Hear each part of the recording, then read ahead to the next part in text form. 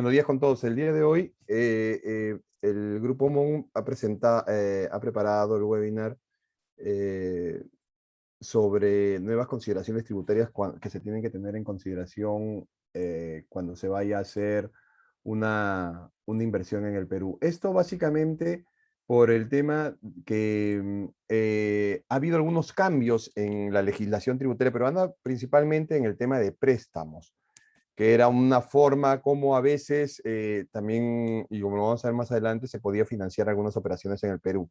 Entonces, sin más preámbulo, damos inicio a la charla.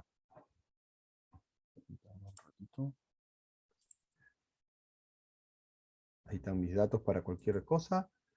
¿Por qué invertir en el Perú? Algo muy pequeño. Básicamente, ¿por qué invertir en el Perú? Porque estos son unos proyectados del Banco Central de Reserva del Perú, comparando el PBI por sectores económicos respecto de la variación y comparación entre el 2020, 2021, 2022. Proyecciones que se hacen y que más adelante también en la siguiente diapositiva vamos a ver que sigue siendo, que es casi igual como lo proyectan en otros, organismos internacionales. Producto del COVID, en el 2020 obviamente hubo una caída en el PBI primario de menos 7,7 y en el PBI no primario de menos 12,1.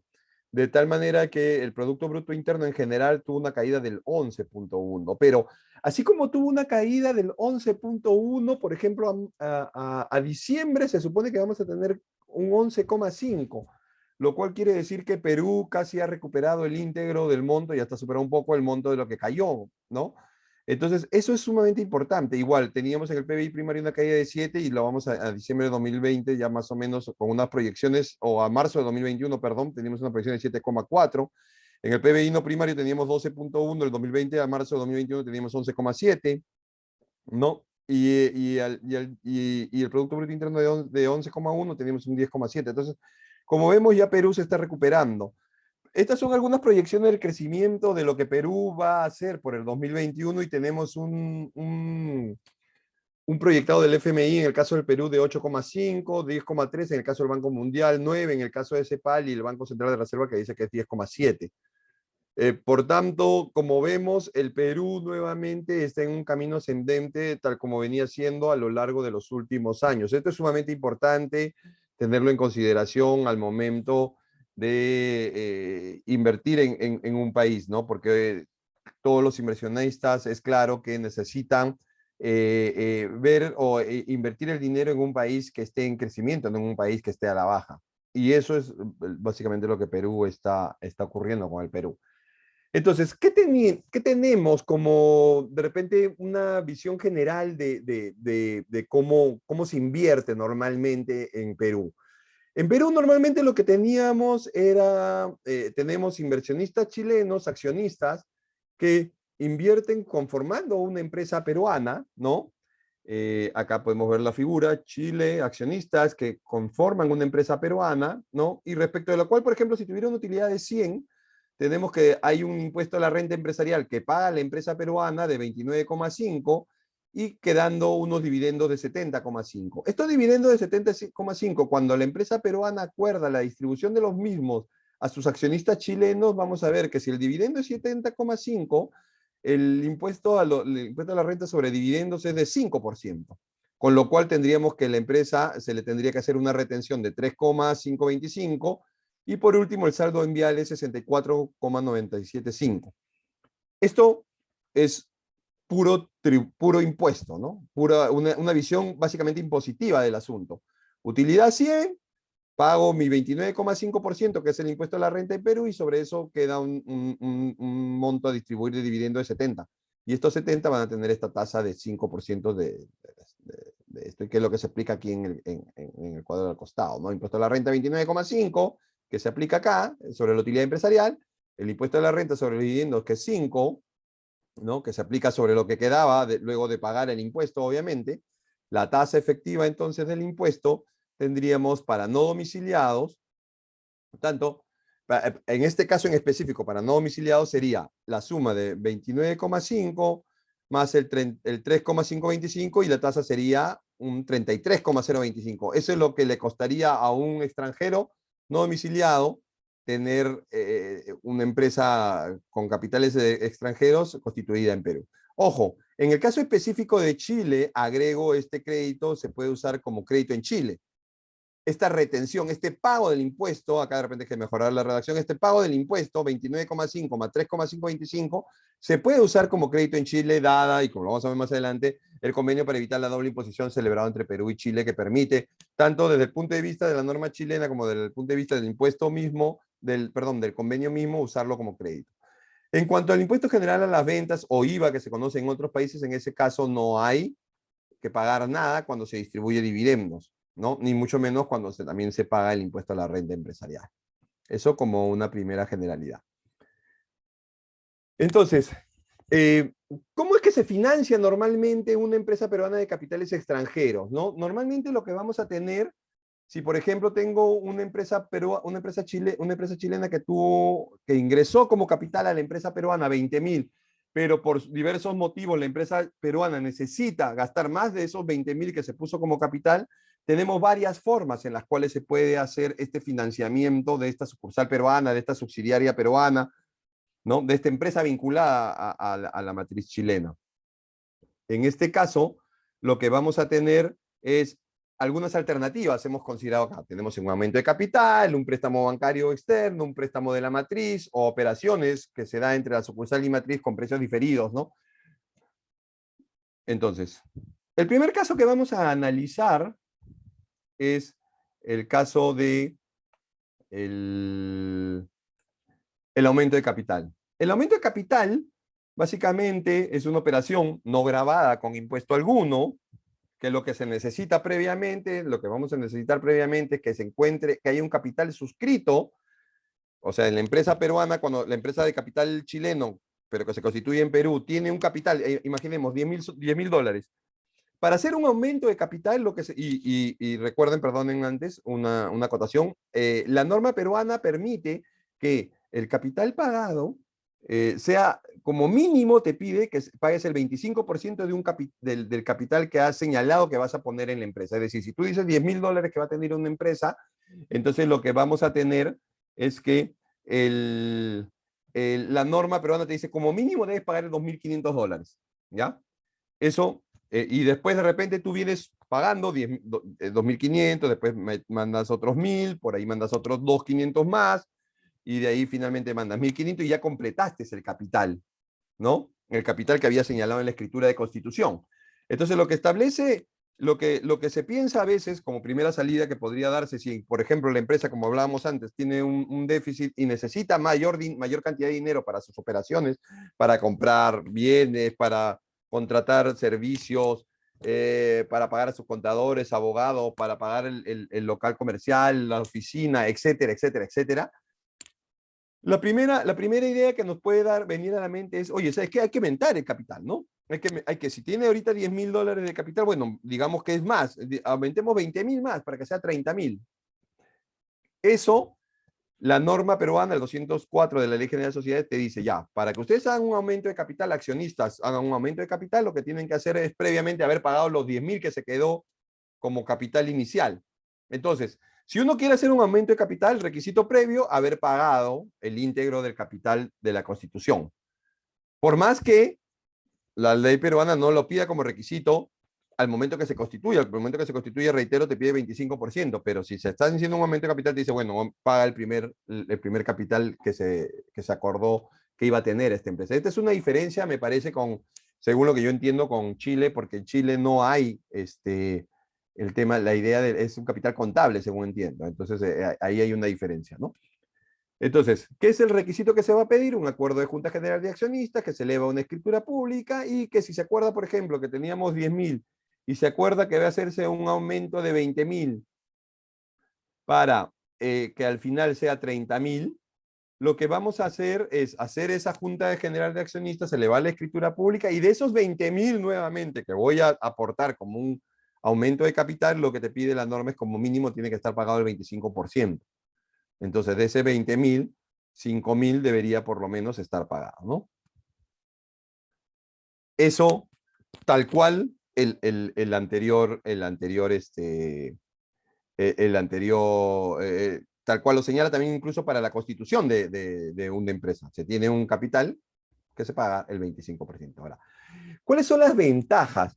La ventaja de hacer un aumento de capital básicamente es que le permite a la empresa presentarse, por ejemplo, hay algunas licitaciones en las que te piden tener un monto mínimo, hay algunas operaciones bancarias en que te piden tener un monto mínimo, te permite como empresa presentarte de una mejor manera ante entidades financieras, ante probables clientes que hagan licitaciones, etcétera. ¿Cuál es la desventaja? La desventaja de un aumento de capital, básicamente yo diría que es un tema de flujos, ¿no? Porque tú cuando haces un aumento de capital, ingresas el dinero y no es como un préstamo en el cual te cae a cargo de que te lo vayan a devolver, sino que tú metes un dinero y se supone que ya no te lo van a devolver, salvo obviamente que ocurra la figura de una reducción de capital.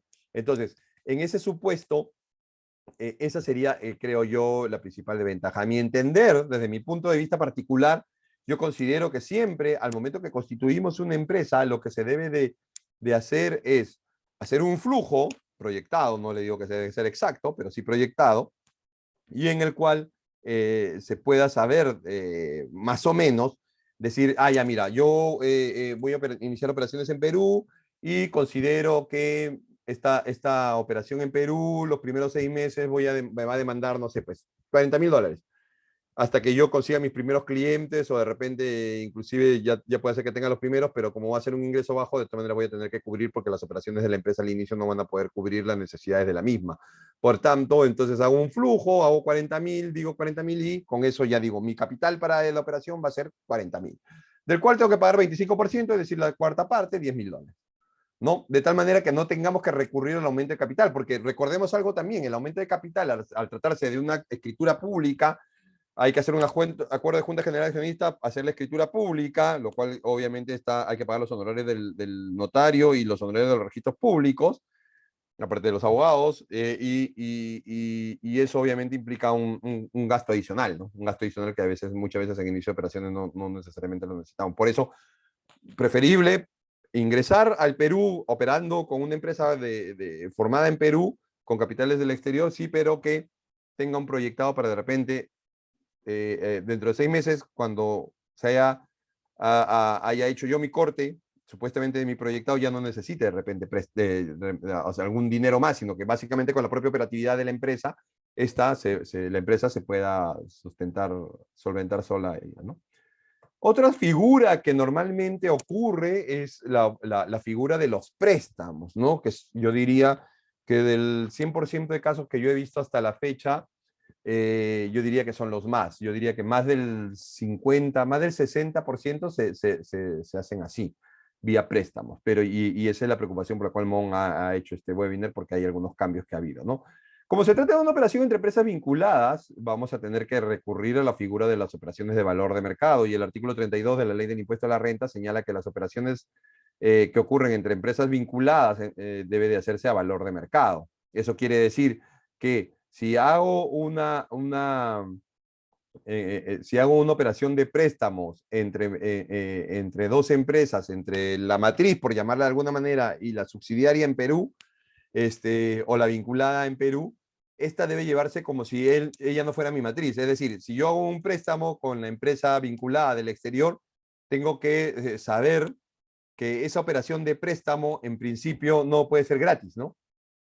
No puede ser gratis, ¿por qué? Porque es mi vinculada, porque básicamente la ley de impuesto a la renta me dice que tengo que llevar la operación de préstamo como si fuera un tercero el que me prestara. Y como bien sabemos, en el mercado no existen terceros que te presten gratis. Y si fuera así, bueno, avísenme, ahí está mi correo. Eh, Obviamente eso no va a ocurrir, ¿no? Tiene que hacerse un préstamo con un interés determinado. ¿Quiénes son vinculadas? Esa es una norma específica de la Ley del Impuesto a la Renta, el reglamento, para ser más exacto, donde te dice quiénes son vinculadas. Es aquellas que una persona jurídica, persona natural, posee más del 30% del capital de otra directamente por intermedio de un tercero, ambas son vinculadas, ¿no? Cuando más del 30% del capital de dos o más personas jurídicas son de una misma persona o de su cónyuge o de familiares vinculados en segundo grado de afinidad o consanguinidad, también son vinculadas, perdón. Cuando tienen directivos o gerentes, administradores y otros directivos comunes, cuando consolidan estados financieros, En un contrato de colaboración empresarial también se considera que hay una vinculación cuando el contrato las partes contratantes participen directamente por medio de un tercero con más del 30%, ¿no? En un contrato de colaboración empresarial sin contabilidad independiente, todas van a ser vinculadas. En un contrato de asociación y participación, cuando más del 30% de las utilidades pertenece al asociante. Cuando una empresa no domiciliada tenga uno o más establecimientos permanentes en el país, eso lo vamos a ver más adelante. Una empresa domiciliada en territorio peruano con sus establecimientos permanentes en el extranjero, o una persona natural o jurídica ejerce influencia dominante en las decisiones de los órganos de la administración de la empresa, ¿no? Entonces, todas esas son personas, empresas vinculadas. Entonces, ¿qué ha ocurrido? Normalmente lo que teníamos hasta hace poco era que muchas empresas recurren a la figura de préstamo, es decir, asigno, no sé, $1.500 como capital de la empresa. $1.500 y tú ya sabes que entre el pago del alquiler de la oficina, las personas que has contratado, las compras que vas a hacer de útiles de oficina, luz, agua, teléfono que vayas a pagar de la oficina, si es que hubiera, etcétera, etcétera, etcétera, es mucho más de $1.500 mensuales. Entonces dicen, no, ya, ahí yo te voy a financiar vía préstamos que te voy a enviar, dinero que te voy a enviar desde la empresa matriz, que normalmente es la accionista, ¿no? Entonces vas mandando dinero y se va considerando. Entonces eso lo va registrando la empresa peruana como un préstamo, no es un aporte de capital, porque no hay un capital, no ha habido una Junta General de Accionistas que diga, oye, vamos a aumentar capital. No, lo que ha ocurrido en ese caso es básicamente un dinero que ha venido vía un flujo y que te dice, esto es para que puedas operar. Entonces, el artículo 26 de la Ley del Impuesto a la Renta de Perú señala que se presume, ¿no? Que hay préstamo de dinero, que en todo préstamo de dinero siempre hay un interés, ¿no? Y habla acerca de la tasa del mismo, tratándose de monedas extranjeras, ¿no? Habla de la tasa libre, etc. Pero también señala el último párrafo del 26 que las disposiciones de los párrafos anteriores no se van a aplicar cuando se trata de operaciones entre empresas vinculadas, porque ahí se tiene que aplicar el 32A. Entonces, ¿qué es la conclusión hasta este punto? En todo préstamo se va a presumir interés. ¿Se puede prestar a tasa cero?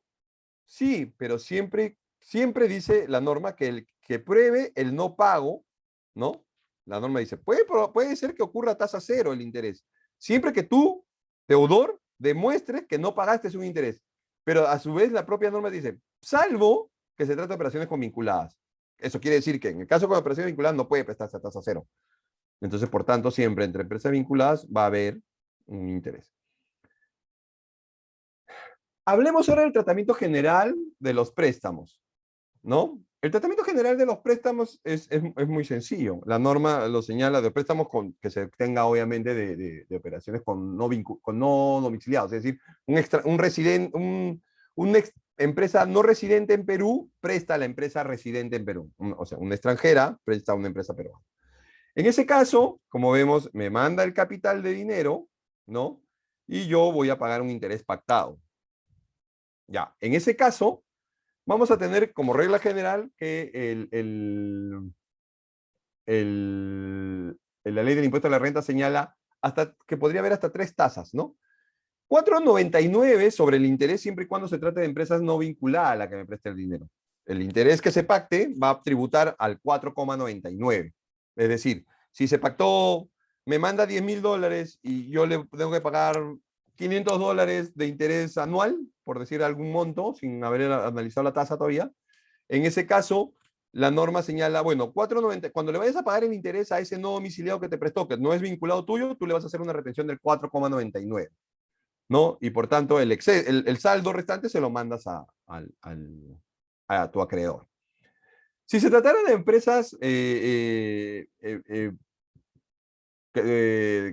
residentes en un país con el cual Perú tiene un convenio para evitar la doble imposición, tenemos tasas hasta el 15. Hasta el 15 digo porque también había tasas del 10.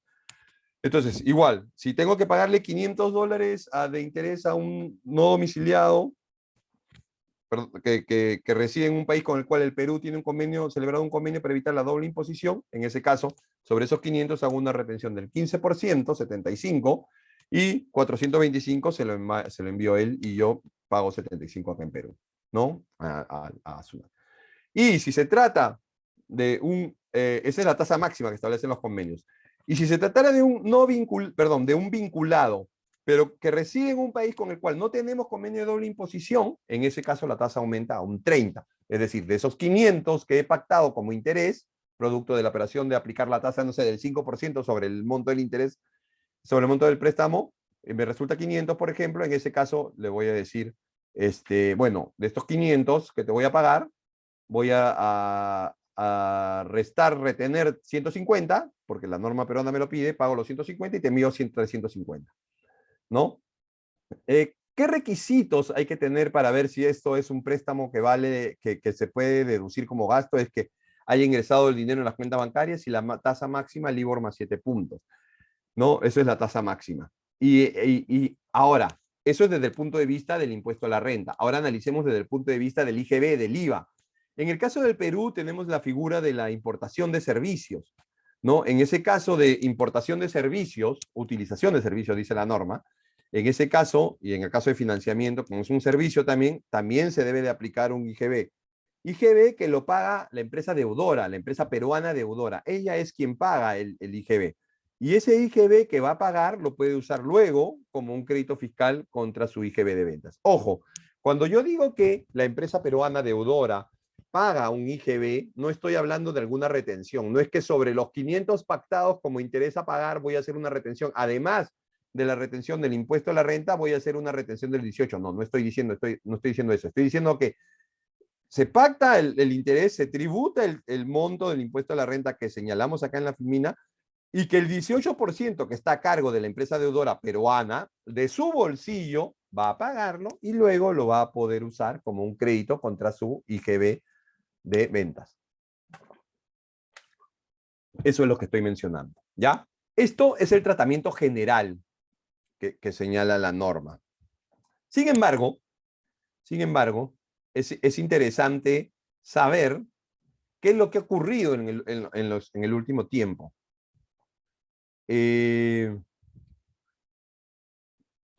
Acá está mal. Esto está mal. Esto está el 31 de diciembre de 2018, debe decir acá.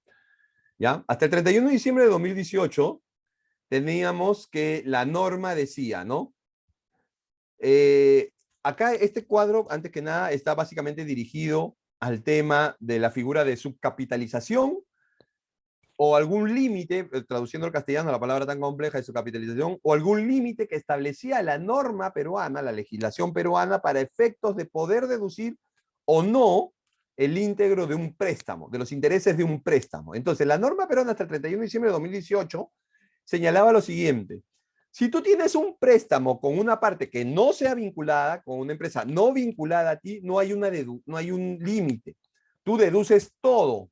Puedes deducir íntegro el interés pactado.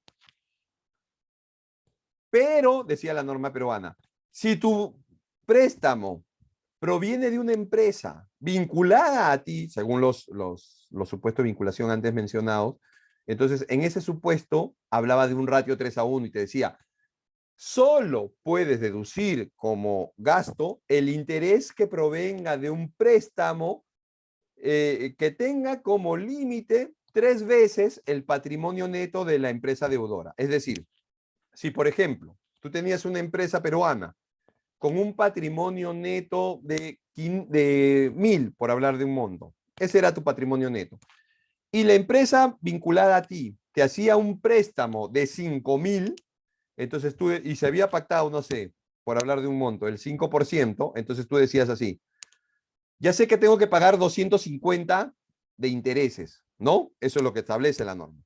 Pero así como te dice que tienes que pactar, perdón, que tienes que pagar hasta el 5% de intereses de 5.000, es decir, 250, estoy anotando para no olvidarme, 5% 250.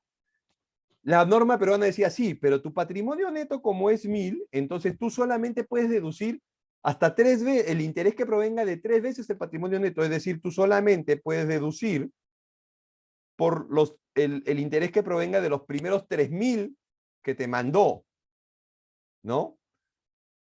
Lo cual equivale a 150 de intereses. Esos 150 es lo que puedes deducir, pero va a haber 100, porque acuérdense, era un préstamo de 5.000, 5% anual, 250 anual de intereses, Solo puedo deducir las tres veces el patrimonio neto, o sea, el interés que provenga de 3.150, que equivale a 150, pero el interés pactado era 250, entonces había 100 que no los puedo deducir. Eso es lo que establecía eso, la norma, hasta el 31 de diciembre de 2018, como les manifiesto.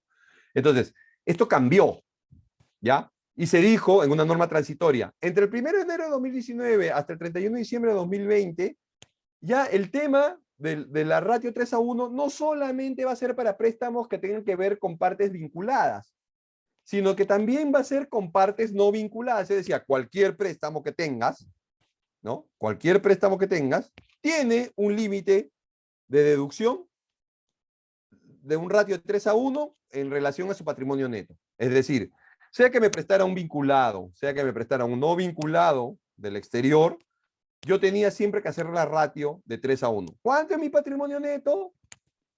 1.000. He recibido un préstamo de 5.000 de un no vinculado. Bueno, sobre ese no vinculado tienes una proyección, un límite de solamente por los primeros 3.000 que te prestó puedes puedes deducir el interés. El exceso de intereses, si bien tributa, eso, ojo, el exceso de interés, todo el interés tributa, sea que sea deducible o no deducible, todo el interés tributa. Pero el exceso, que corresponde a lo que no es a 3 veces el patrimonio neto, el exceso no lo puedo usar como gasto. Sin embargo, esa norma excepcional tuvo una excepción que se mantiene hasta ahora. Hay varias, ¿ya? Pero la que más importante es esta. Te decía, estos ratios, este límite del ratio 3:1 no se va a, a aplicar cuando se trate de una empresa que tenga ingresos netos en el ejercicio gravable inferiores a 2.500 UITs. UITs, que ya sabemos es una unidad de referencia dentro del ámbito tributario y que básicamente, hablando en castellano, equivale a 2 millones, a 3 millones de dólares, casi, aprox. ¿Ya? 10 millones de soles, 3 millones de dólares, más o menos. Así que mis cálculos no están atrasados porque recordemos, a ver, permítame un ratito. 2.750.000, recordemos porque el dólar ha estado subiendo últimamente y ya casi estamos en los 4. Entonces, 2.750.000. Entonces decía, si tus ingresos son 2.750.000 menores a 2.750.000 dólares, entonces olvídate del límite. El límite no funciona. Ya no el 3:1, eso no, olvídate, tú puedes deducir todo el íntegro. Eso es lo que te decía la norma. Ahora, sin embargo, a partir del 1 de enero de 2021 la norma cambió, porque recordemos que la que hubo vigente entre el 1 de enero de 2019 y hasta el 31 de diciembre de 2020 era temporal. A partir del 1 de enero de 2021 la norma cambia y te dice, sea que el préstamo sea con partes vinculadas o no vinculadas, vas a tener un límite. ¿De cuánto? Del 30% del EBITDA del ejercicio anterior. Pero además te decía, aquel interés que exceda del límite del 30% de la EBITDA del ejercicio anterior va a poder ser adicionados a los gastos de los 4 ejercicios siguientes, de los 4 ejercicios inmediatos siguientes. Entonces, por tanto, y también se mantiene, por si acaso, esta sección, ¿no? Cuando una empresa tenga ventas menores a 2.500 UITs, me olvido del monto del EBITDA. Me olvido y deduzco todo. Eso se mantiene. Eso es importante porque muchas veces tenemos empresas que de repente recién se están constituyendo y esto no las va a afectar, bueno, siempre y cuando no vendan menos de 2.750.000 dólares, ¿no? Ojo con eso, ¿no? Siempre y cuando no se pase ese monto. Eso es importante saberlo porque muchas veces empiezo de repente vendiendo poco, pero tengo empresas que, por ejemplo, al primer año no vendieron nada y al segundo año ya se pasaron los 2.750.000 dólares y con eso obviamente hay que tener el tema del límite del préstamo. ¿Ya? Ahora, ¿qué es el EBITDA? El EBITDA viene a ser la renta neta luego de efectuar la compensación de pérdidas más los intereses netos, depreciaciones y amortizaciones que se tengan. Acá he puesto un ejemplo, así a grandes rasgos, sin entrar en mucho detalle, en el cual menciono, ¿no? El año 2021, así siguientes, ¿no? ¿Excede el límite de 2.500 UITs? No. Entonces ahí deduzco todo. No me interesa si el gasto financiero me refiero al interés. 20, no me interesa porque simplemente deduzco porque sé que su límite de 2.500 no lo ha excedido. ¿Qué pasa si en el 2024, por ejemplo, excede el límite de las 2.500 UITs? Pero sin embargo, te dice el EBITDA del año anterior. El EBITDA del año anterior era 0. ¿no? Si el EBITDA del año anterior era cero, como en este caso estoy mencionando, entonces estos 200 que tenía, perdón, estos 50 que tenía como gasto financiero en este año 2024 no lo podría deducir, ¿no? No lo podría deducir, ¿por qué? Porque obviamente tenía un EBITDA cero del año anterior. Ojo, que acá también, como decimos, estamos acumulando, claro, porque no puedo deducirlo, perdón, discúlpeme, acá hay un error. Esto sí se puede deducir, se puede deducir, se puede deducir, y acá estos 50 no se pueden deducir y se llevan al próximo año, 50 debería ser acá. ¿Ya? ¿Por qué no se puede deducir? Porque el EBITDA que se toma en consideración es del año anterior, no el de este año, sino el del año anterior, de 2023. Y era cero. Por tanto, si tengo cero, estos 50 de gasto financiero no lo puedo deducir en este año 2024, lo tengo que acumular al próximo año. ¿Ok? Estos son los que yo les mencionaba acerca de algunas excepciones importantes, ¿no? Va cuando los contribuyentes que están exceptuados de la regla de su capitalización, los bancos, instituciones financieras, ellos no tienen ese límite. Que algunos proyectos que se consideran asociaciones público-privadas tampoco tienen el límite, pueden deducir sin importar, y este es el principal, ¿no? Los contribuyentes con menores ingresos, con ingresos menores a 2.500 UITs, 10 millones de soles. Algunas operaciones efectuadas de la figura de su capitalización de ese límite es los endeudamientos para el desarrollo de proyectos, la modalidad de proyectos en activos, la emisión de valores mobiliarios, esos también están exonerados, pero básicamente a mí el que me interesa que ustedes sepan es este, ¿no? Este. ¿Qué más? Aquí de manera muy rápida, la máxima tasa de interés a aplicar, se habla del tasa LIBOR, la tasa LIBOR hasta yo diría, tenemos un problema. Yo he leído algún artículo diciendo que la tasa LIBOR poco a poco se está dejando de lado. Es más, creo que incluso ya hasta se está pensando en eliminarla, pero la tasa LIBOR sigue siendo una referencia del 2003, ¿no?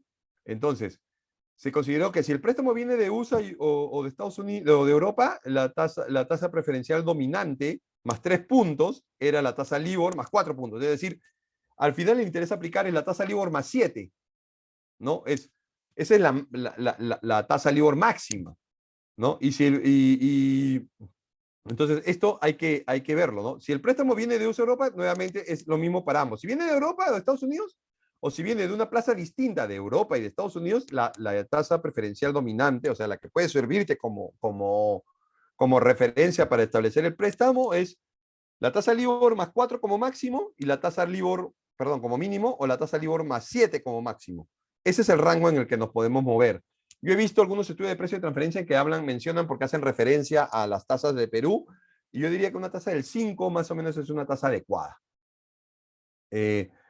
Requisitos, además de estar dentro del monto, etcétera, etcétera, etcétera, para poder deducirlo como gasto para efectos del impuesto a la renta, yo diría que son básicamente la factura más el certificado de residencia, ¿no? Recordemos, la factura es una factura oficial, una factura de exportación, entiendo el caso de Chile, que se emite a través de los sistemas informáticos, me parece, ya están ustedes con comprobantes electrónicos, y un certificado de residencia al cual emitido también por el Servicio de Impuestos Internos de Chile, en el cual acredite que mi acreedor vive en Chile, domicilia en Chile, es residente de Chile y al cual le aplico el convenio. Por tanto, no le voy a retener 30, sino le voy a retener 15. ¿No? Eso por aplicación del convenio. Recuerden, si fuera un país con el cual no tengo convenio, la tasa es 30, pero como tengo un convenio, entonces la tasa es 15 y esos 15 que yo retengo en Perú como empresa deudora, la empresa acreedora en Chile lo puede usar como crédito. ¿Cuál es el tema en el caso del tema de los intereses desde el punto de vista del IGB, del crédito fiscal? Básicamente que tengo una factura, te dice la norma, ¿no? Nombre, denominación, razón social, el domicilio del transferente prestador de servicio, la naturaleza objeto de operación y la fecha y monte de la misma. Tengo que haber pagado el IGB, el 18% de esa factura por intereses, y luego de eso anotarlo en el registro de compras, la factura, más el formulario de pago donde he hecho la retención, y luego lo uso como crédito. Esos son los requisitos que se tiene para el caso del crédito fiscal, que como mencionamos anteriormente, surge también en el caso de los préstamos que se reciban de empresas vinculadas, ¿no? Entonces, préstamo de empresas vinculadas, estamos hablando básicamente del caso Chile-Perú, la empresa chilena le presta a la empresa peruana, tasa, recomendamos una tasa del 5 aprox, ¿no? Sobre esa tasa del 5, empresa deudora, empresa peruana deudora, hago una retención del 15 sobre el monto del interés y el resto lo pago, y eso, siempre y cuando mis ventas sean menores a 2.750.000 dólares, mis ingresos, puedo deducir el íntegro del préstamo pactado. Si pasa, excedo el monto de la venta de 2.750.000 dólares de ingresos como empresa, en ese caso tengo que ver mi EBITDA del año anterior y ver si puedo deducirlo. Si estoy dentro del rango del EBITDA del 30%, puedo deducir el íntegro. Si no estoy dentro del rango del EBITDA del 30%, hay una parte que se excede, esa parte que se excede la arrastro a los siguientes ejercicios. Si no tengo EBITDA del ejercicio siguiente, perdón, el ejercicio anterior, se entiende que no puedo decir nada y lo tengo que acumular todo el interés al próximo año. ¿Ya? Eso siempre y cuando haya pasado de los 2.500.000 de ventas, 2.750.000 dólares. ¿Qué es necesario para este tema de los préstamos? El contrato de préstamo es básico. Hay que ver el tema de si cuando tengo préstamos, de repente hay que ver si es necesario de repente capitalizar una parte para que la otra parte sí la pueda deducir, ¿no? O capitalizar todo es otra figura que también se puede hacer, de acuerdo a lo que habíamos hablado antes. Entonces tenemos eso, ¿no? Y algunas recomendaciones generales: analizar siempre el tema de el monto del capital y tener en consideración que en Perú, a diferencia de otras empresas, perdón, de otros países, tenemos la posibilidad que al momento que se constituye una empresa no se, no se deduzca, perdón, no se puede aportar bienes en vez de dinero en efectivo como capital. Esa es una particularidad que tiene la legislación peruana. Eso es importante también tenerlo en consideración.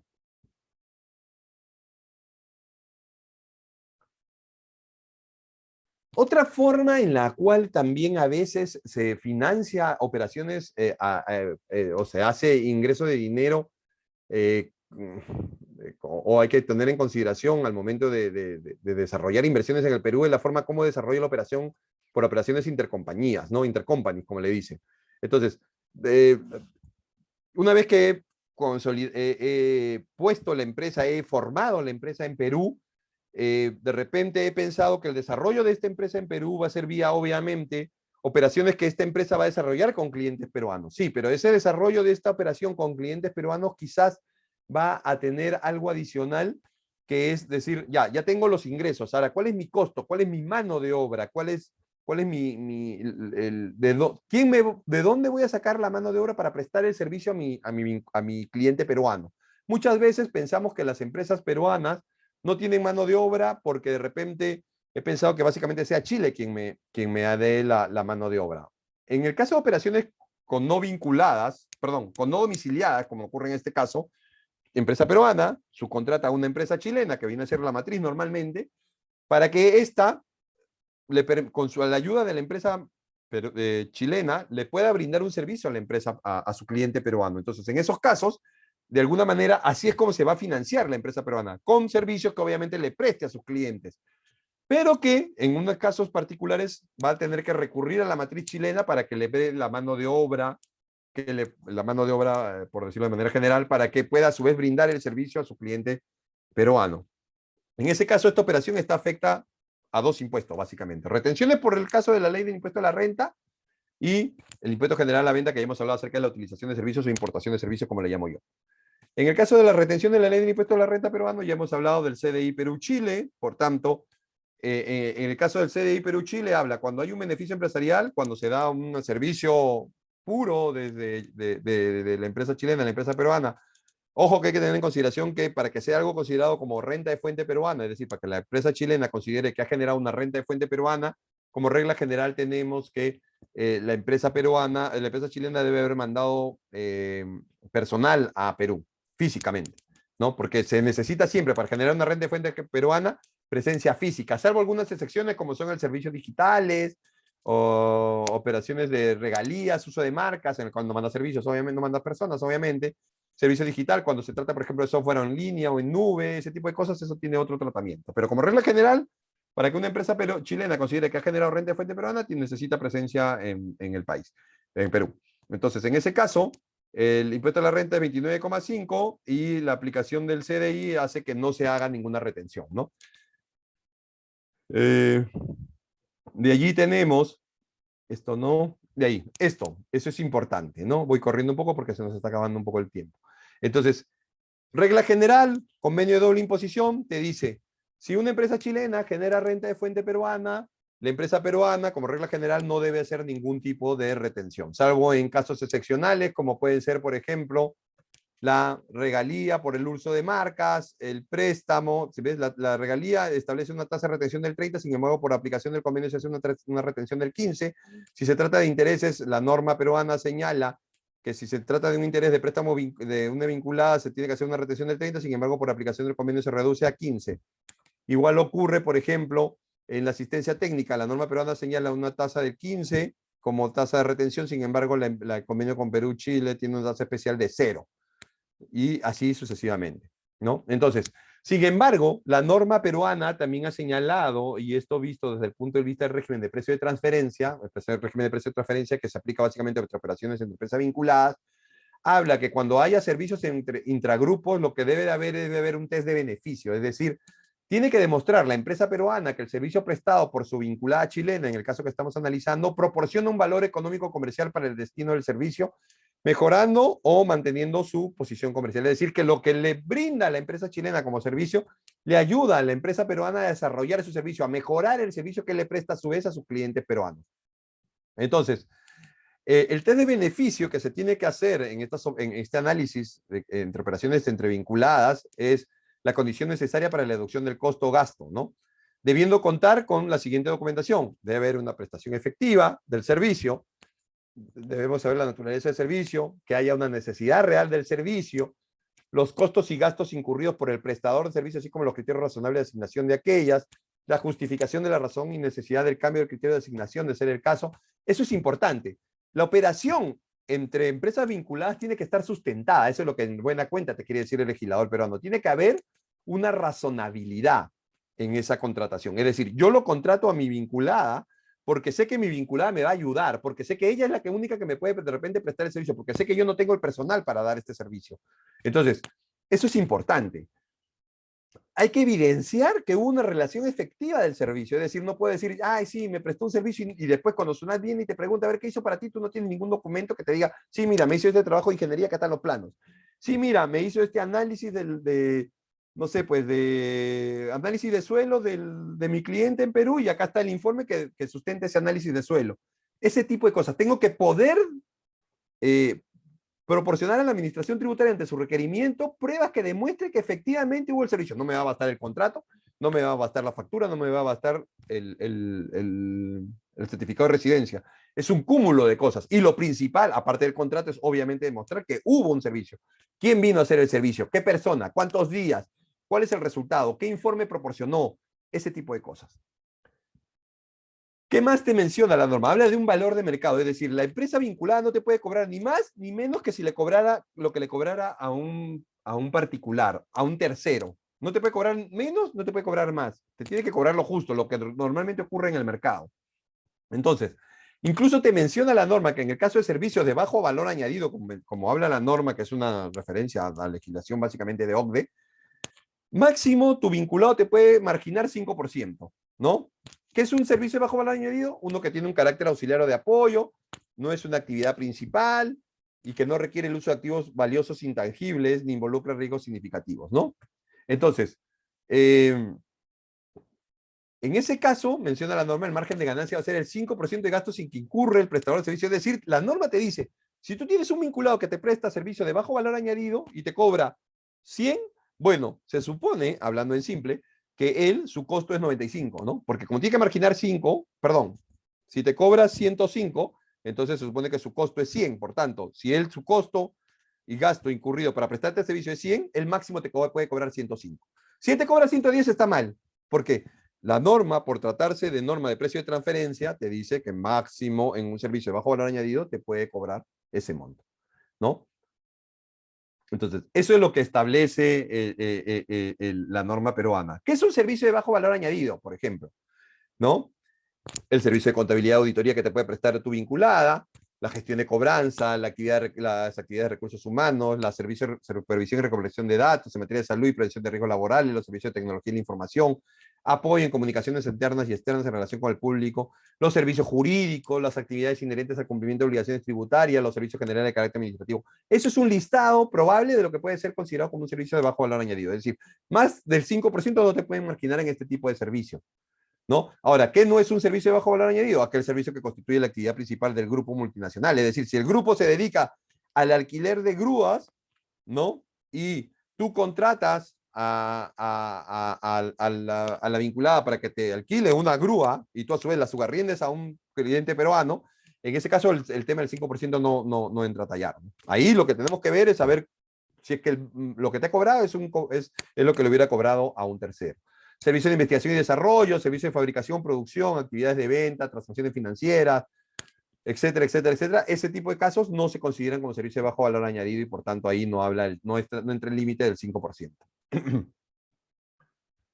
¿Qué más?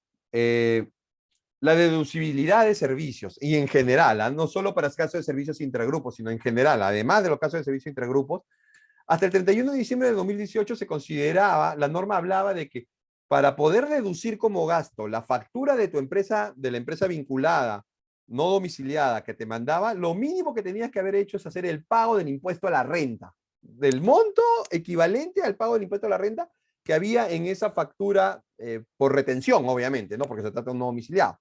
Bueno, a partir del 1 de enero de 2019 se dejó de lado eso y se dijo, tiene que haberse cancelado el íntegro de la factura emitida por un no domiciliado vinculado a ti para que puedas haber deducido este servicio como gasto. Si no se paga, entonces se va a deducir en el ejercicio en el cual se paga. Es decir, si por ejemplo yo antes tenía, imaginemos el caso de los intereses, una factura de interés por 500 y yo tenía que pagar 15%, es decir, 75 soles de 500. Y yo tenía la factura de 500, pagaba 75 y yo deducía 500 como gasto en mi impuesto a la renta, porque tenía la factura de intereses por 500. Ahora te dice lo siguiente, tienes la factura de 500 de intereses, bueno, tienes que pagar 75 a la SUNAT y adicionalmente demostrar que has pagado los 425 restantes de esa factura para recién allí poder tomar el íntegro de los 500 como gasto. Ya, creo que ese es un buen ejemplo y que queda claro que de ahora en adelante, a partir del 1 de enero de 2019, las facturas solo se pueden, desde el punto de vista tributario, hablo, no del contable, financiero, no. Estoy hablando del punto de vista tributario. Desde el punto de vista tributario, si no lo has pagado, se entiende que contablemente tú lo tomas como gasto, pero tú lo tienes que adicionar, hacer una adición temporal hasta que la pagues. En ese caso, entonces, cuando tú demuestras que has pagado el íntegro de la factura, que incluye la retención como el saldo que queda pendiente de pago al proveedor no domiciliado, en ese caso recién vas a poder deducirla como gasto. Entonces, ¿qué hay que tener en cuenta? Haber pagado el íntegro de la factura. Para poder deducir como crédito fiscal del IGB, hay que pagar el IGB también antes. Entonces, necesitamos documentos que demuestren la realización efectiva del servicio, que cumplan con el criterio de causalidad, es decir, que tengan que ver con gastos que tienen que ver con el desarrollo de los servicios que presto. Y en el caso de presencia física en territorio peruano, hay que tener en consideración el tema del establecimiento permanente, que a continuación lo vamos a ver como último tema a tratar. El establecimiento permanente. El establecimiento permanente, según la doctrina, es aquel lugar fijo de negocio mediante el cual una empresa realiza todo parte de su actividad. Se supone una empresa del exterior desarrolla todo parte de su actividad en un país que no es su país de su residencia. ¿Cuáles son estos casos? Personas que actúan a nombre de no domiciliado, cuando esta persona tiene poderes para concertar contratos a nombre del no domiciliado, cuando la persona que actúa a nombre de no domiciliado mantiene bienes, existencias o mercancías para ser negociados en los no domiciliados, y otros casos más comunes que señala la ley, tenemos obras o proyectos, esto tiene el convenio, obras o proyectos de construcción, instalación o montaje de actividad de supervisión por más de 6 meses, en ese caso se considera que se ha configurado un establecimiento permanente, y cuando hay prestaciones de servicio mayores a 183 días en un periodo de 12 meses, en ese caso también se constituye un establecimiento permanente. Hay informes de la Administración Tributaria señalando que el cálculo de los plazos de los 183 días se tiene que hacer así, ¿no? Por ejemplo, si tengo un contrato con un cliente peruano y en el cual la filial peruana, la subsidiaria peruana, la empresa peruana que constituí, dura su trabajo para este cliente peruano 130 días y a su vez la matriz chilena viene y desarrolla 60 días de trabajo con este mismo cliente peruano, en este caso se van a sumar ambos plazos y se va a considerar que pasa de los 183 días y por tanto, en este caso 190 y por tanto se ha constituido un establecimiento permanente en Perú. A continuación, otro supuesto más, la empresa peruana subcontrata a la matriz, ella le ha prestado 130 días servicio al cliente y a su vez subcontrata a la matriz para que ésta preste 60 días a un servicio al cliente peruano, ahí también se constituye un establecimiento permanente. Y en este caso, por ejemplo, la matriz chilena es contratada por el cliente peruano, presta servicio por 130 días, pero a su vez ella subcontrata a la filial peruana para que este preste por 60 días, en ese caso, como suma más de 183, también se constituye un establecimiento permanente. Otro caso importante y que he considerado pertinente incluir en esta charla es el caso de lo que señala el 14b, que ya lo habíamos mencionado al inicio cuando hablamos del tema del establecimiento permanente, es el caso siguiente, ¿no?